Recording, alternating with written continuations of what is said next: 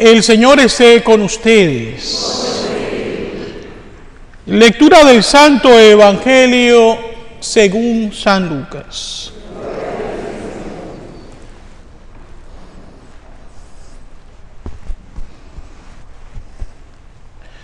Cuando ya se acercaba el tiempo en que tenía que salir de este mundo, Jesús tomó la firme determinación de emprender el viaje a Jerusalén. Envió mensajeros por delante, y ellos fueron a una aldea de Samaria para conseguirle alojamiento. Pero los samaritanos no quisieron recibirlo, porque supieron que iba a Jerusalén. Ante esta negativa, sus discípulos Santiago y Juan le dijeron: Señor, ¿quieres que hagamos bajar fuego del cielo para que acabe con ellos? Pero Jesús se volvió hacia ellos y los reprendió. Después se fueron a otra aldea. Mientras iban de camino, alguien le dijo a Jesús: te seguiré donde quiera que vayas. Jesús le respondió: las zorras tienen madrigueras y los pájaros nidos, pero el Hijo del Hombre no tiene en dónde reclinar la cabeza. A otro Jesús le dijo: sígueme. Pero él le respondió: Señor, déjame ir primero a enterrar a mi padre. Jesús le replicó: deja que los muertos entierren a sus muertos. Tú ve y anuncia el reino de Dios. Otro le dijo: te seguiré, Señor, pero déjame primero despedirme de mi familia. Jesús le contestó: el que empuña el arado y mira hacia atrás no sirve para el reino de Dios. Palabra del Señor.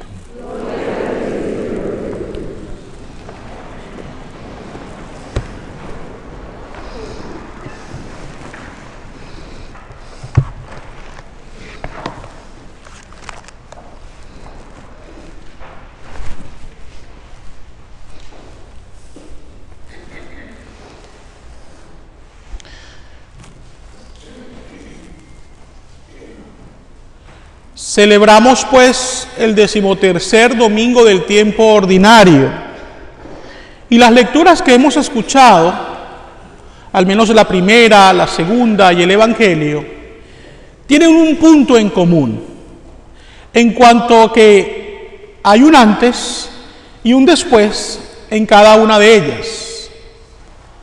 El antes, en la primera lectura, es una vida buena, la vida de Eliseo. Pero cuando es llamado por Dios, gracias a la intercesión de Elías, la vida de Eliseo deja de ser buena para ser una vida mejor. La segunda lectura nos presenta una libertad mal usada que lleva al libertinaje. Ese es el antes. Pero San Pablo invita a los Gálatas a vivir la libertad en Dios. Entonces, esa libertad es la libertad plena y verdadera. Ese es el después. Por su parte, en el Evangelio vemos cómo existe una vida de comodidad, que es el antes, y Jesús quiere que esos hombres que se presentan para ser sus seguidores dejen de vivir una vida cómoda para vivir una vida comprometida en el apostolado. Ese es el después. Sin embargo, vamos entonces a reflexionar detalladamente un poco cada una de estas lecturas. La primera lectura está tomada del libro de los Reyes. Y como les dije, nos presenta al profeta Elías, quien es enviado por Dios para ungir a Eliseo, y que de esta manera Eliseo llegue a ser profeta y reemplace a Elías y cumpla esta misión divina que Dios le encomienda. Antes de hablar de Eliseo, yo quiero resaltar la imagen de Elías, porque Elías, repito, era un profeta, era muy conocido y era muy respetado. Pero Elías es consciente de que es solo un instrumento en el plan salvífico de Dios.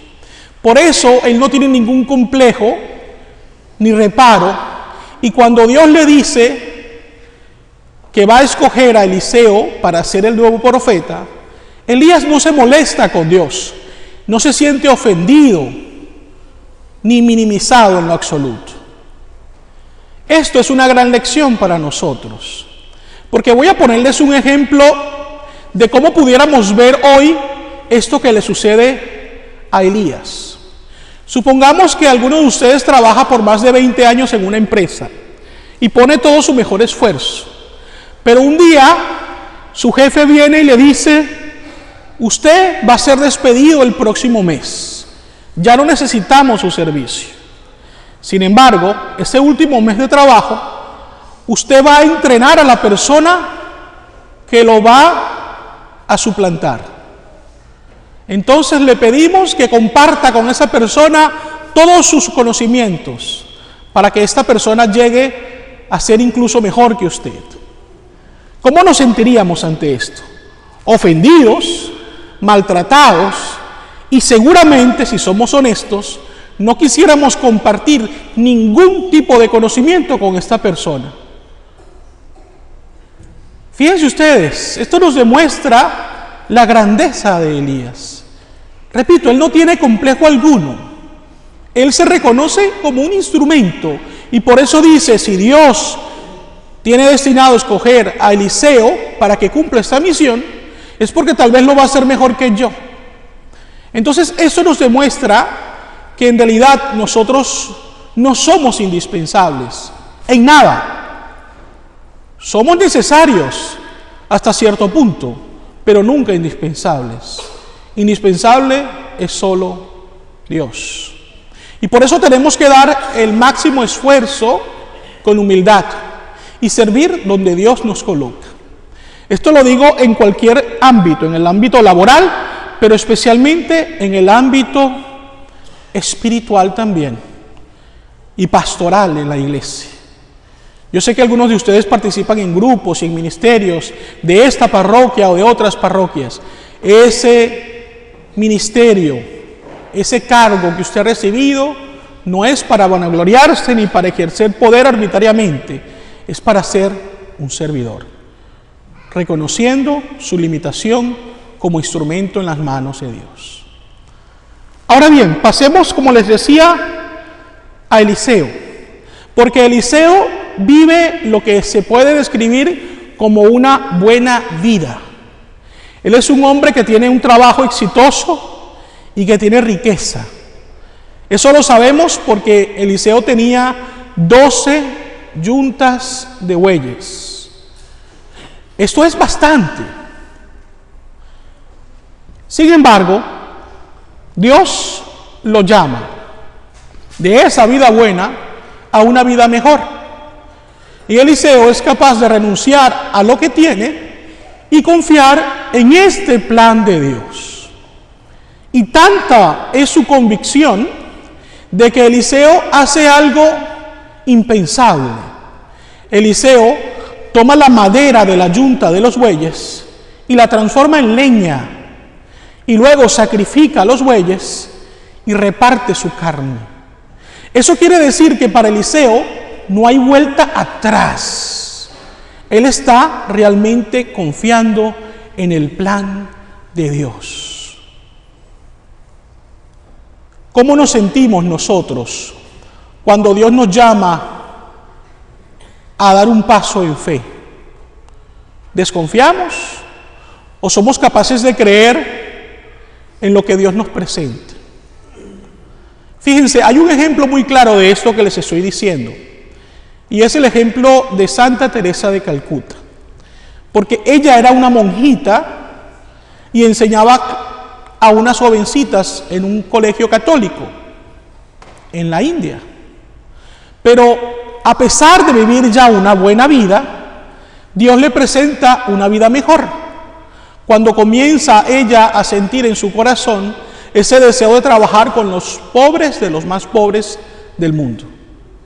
Y entonces al final, después de una gran tribulación, ella comprende el querer de Dios, acepta el reto y eventualmente funda esta congregación que es conocida hoy en el mundo entero de las Hijas de la Caridad. Vemos entonces cómo incluso en el llamado que Dios nos ha hecho, nos sigue haciendo llamados para que lleguemos a la perfección. Así que la solución no está en temer al plan de Dios ni al llamado que Él nos hace, sino abrirnos en fe a su plan y a su designio de salvación para que Dios haga de nosotros una mejor persona cada día. La segunda lectura, por su parte, nos presenta el tema de la libertad. Dios nos ha creado libres y Jesús ha dado su vida en la cruz por nosotros. De esta manera nos reconcilia con el Padre y nos abre las puertas del cielo. Ahora bien, esa libertad tiene que ser usada según el querer de Dios y no según el capricho de los hombres. Para nadie es un secreto que en ocasiones, al separarnos de Dios, nosotros nos dejamos llevar por los impulsos humanos, por los caprichos, como decía hace un momento, y por el egoísmo. Entonces, en base a la supuesta libertad que tenemos, comenzamos a abusar de nosotros y de los demás.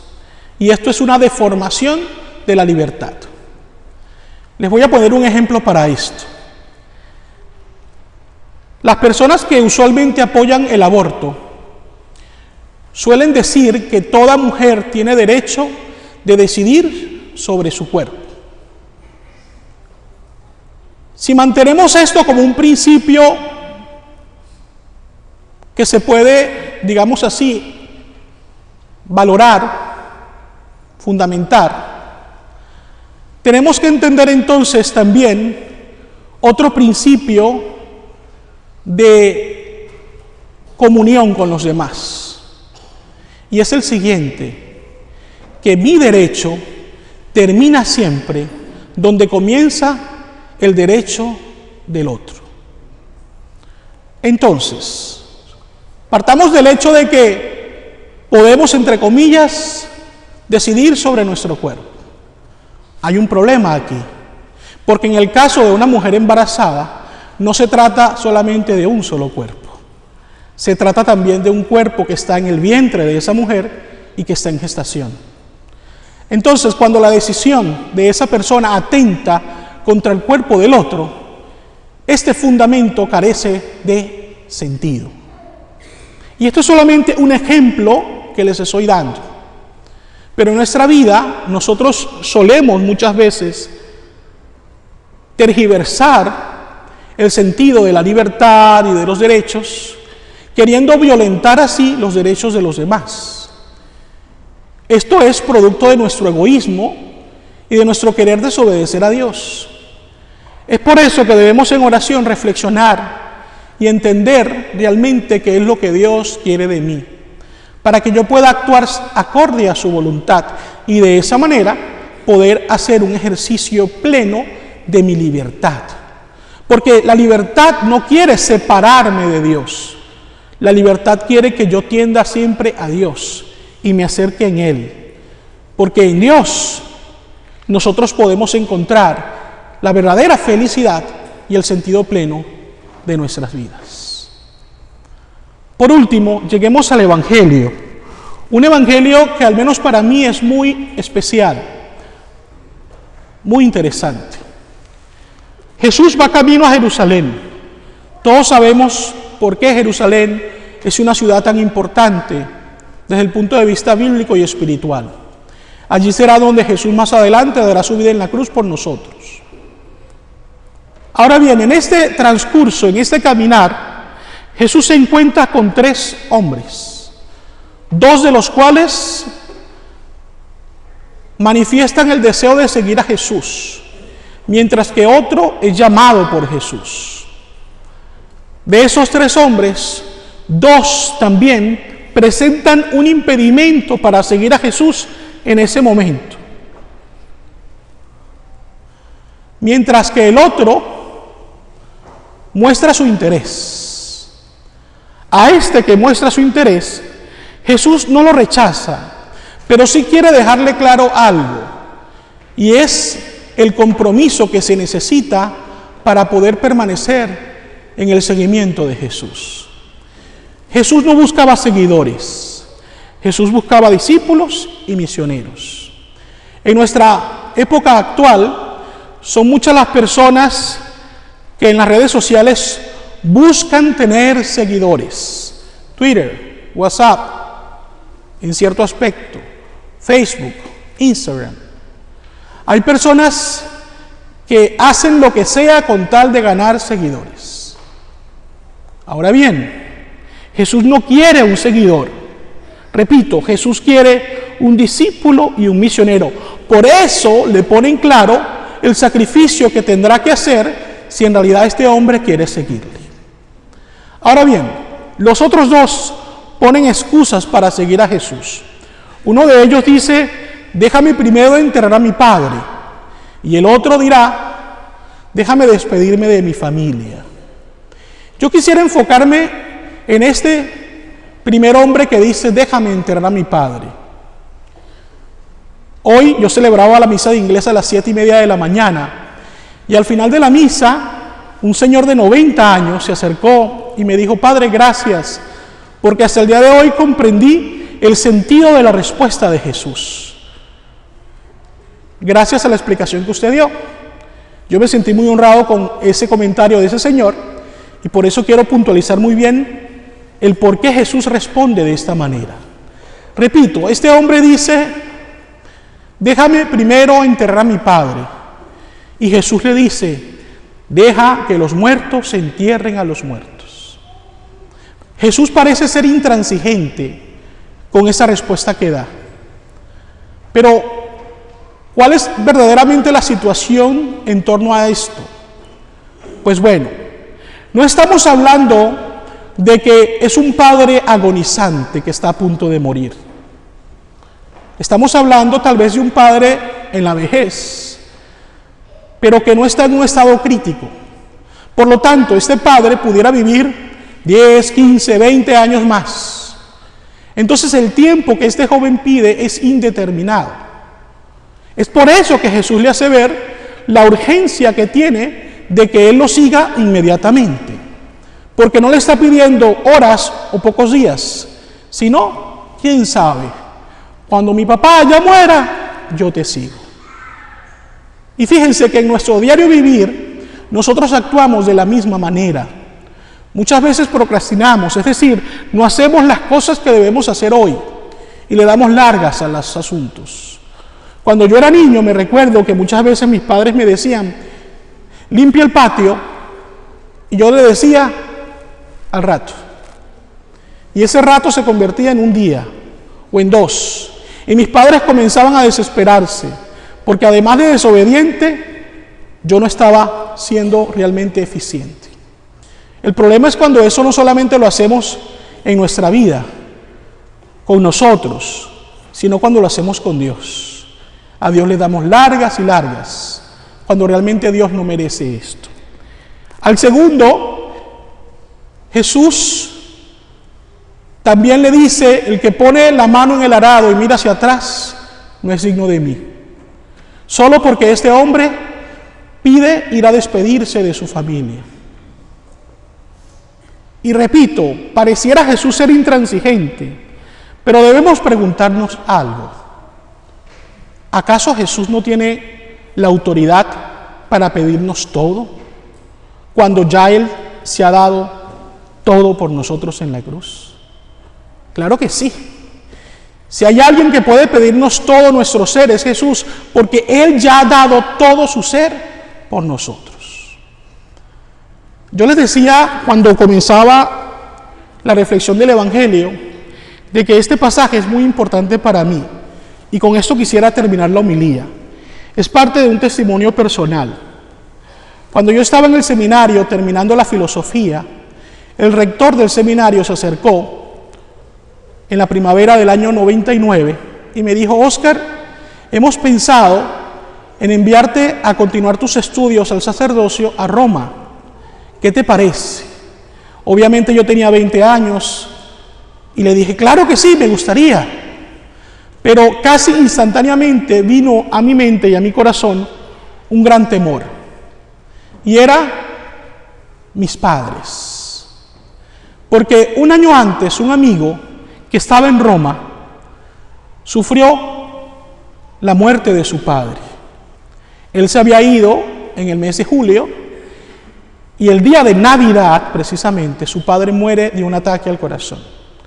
Y este amigo tiene que regresar en un viaje de emergencia para enterrar a su padre. Y yo me recordaba verlo a él sufrir por la muerte de su padre. Y obviamente yo decía, yo no quiero que eso me pase a mí. Y entonces yo le dije al rector, sí quiero ir, pero me da miedo, porque no quiero que mis padres mueran y yo esté lejos. Y él me dijo unas palabras muy sabias que a él se las habían dicho antes. Él me dijo, Óscar, cree profundamente que el lugar que tú vas a dejar, Dios lo va a ocupar por ti. Dios va a ser tu reemplazo. Y Dios va a estar ahí representándote y velando por el bienestar de su familia. Yo decidí en fe creer en estas palabras y me fui a Roma. Y viví 6 años en Roma, 10 años en Nebraska. Ya llevo 4 años aquí en Miami. Y hace apenas 2 años mi padre falleció. Pero pasaron 17 años desde que yo decidí creer en fe en esa promesa que Dios me hacía por medio de este sacerdote. Y Dios cuidó de mis padres como Él me lo había prometido. Y algo que yo le agradezco infinitamente a Dios es que me permitió poder llegar una noche antes de que mi padre falleciera en octubre del año 2017. Después de una enfermedad de cáncer y mucho sufrimiento, yo sabía que se acercaba la muerte, pero estaba aquí, sirviendo en esta parroquia, porque era el deber del sacerdote. Con el corazón yo estaba allá, pero con el cuerpo tenía que estar aquí, acompañándolos a ustedes. Y Dios inspiró a mi hermana de una manera muy especial para saber cuál era el momento indicado en el cual ella tenía que decirme, vente. Y ese momento llegó. Yo pude conversar con mi padre la noche antes de su fallecimiento sin saber que el día siguiente iba a morir. Pero ese momento de encuentro me confirmó que Dios, repito, siempre es fiel a sus promesas. Miami es una ciudad de inmigrantes y tal vez algunos de ustedes tienen el privilegio de tener a sus familiares aquí, pero yo sé que muchos otros tienen a sus parientes lejos y sin saber cuándo más los van a volver a ver. Hoy he querido compartir con ustedes ese testimonio porque quiero decirles las mismas palabras que yo escuché. Pídanle a Dios que les dé la gracia de tomar ese lugar que ustedes han dejado al venir aquí. Y Dios, que es fiel a sus promesas, les concederá las gracias infinitas que ustedes en fe y en amor le pidan. Así sea.